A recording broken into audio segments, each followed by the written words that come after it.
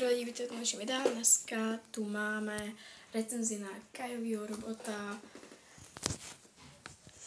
Prostě elementárního Kaiovýho robota. Tady jdeme na první figurku. První figurkou je Kai z druhé série Dragon's Rising. Je to opravdu pěkná figurka. Tady si můžete všimnout jeho znaku. Má hezký tisk. I zezadu má hezký tisk. Nějaký ty své kliky, jaký tam má. Bez čepice, bez kukly teda. Má úplně stejný obličej jako v Dragon's Rising první sérii. A já myslím, že už můžeme jít na další figurku. 3, teď. Tak a teď další figurkou je teda Zane z nové Dragon's Rising série. Můžete si všimnout, že má hezký tisk, má tady ten svůj, jak se říká, znak. Zezadu to vám neukážu, protože musím oddělat tady tohle a to pak oddělám. Můžete si všimnout na nohách, má tak hezký detaily. A myslím, že můžeme oddělat masku. Na masce má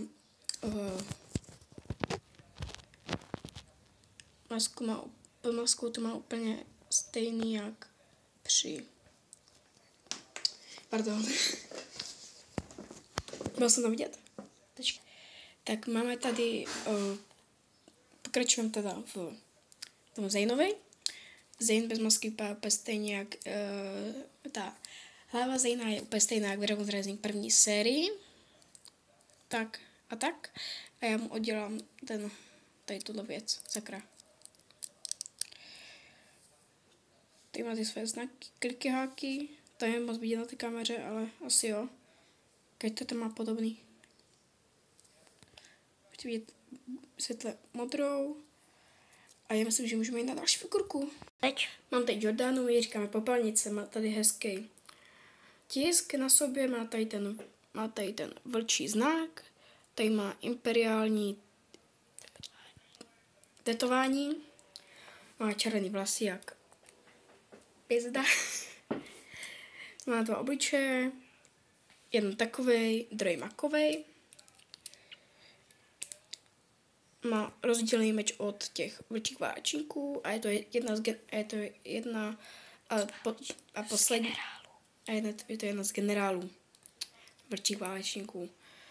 Tady má tu svoji kožešinku, tady mi spadla. Tady má tu svoji kožešinku, vypadá fakt dobře ta kožešinka a jdeme se kouknout na druhou stranu. Na druhé straně mám prostě brnění jenom a nic moc tam nemá. Že jo, samozřejmě. Tak a můžeme jít na další figurku. Tak máme tu dalšího vlčího válečníka, protože už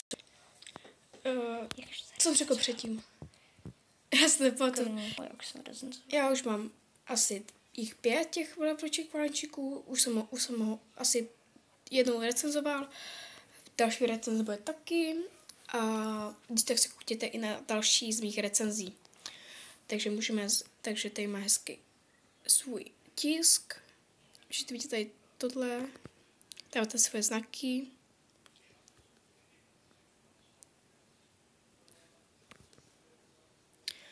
To je trošku rozmazené, to nevadí. Co se stává? Tady má taky printy hezký na nohách. A když to otočíme, tak tady má svůj vlčí znak.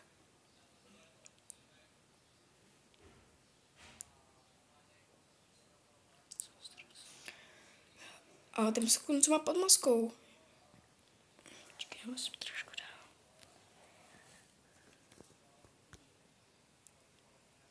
Maskou má trošku méně obličej to.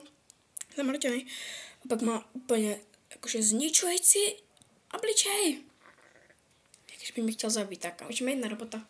Tady mám Kaiovýho robota. Tady mám Kaiovýho ohnivýho mecha elementárního, je to jeden z těch nejlepších mechů za mě. Tady se dá uchyt meč.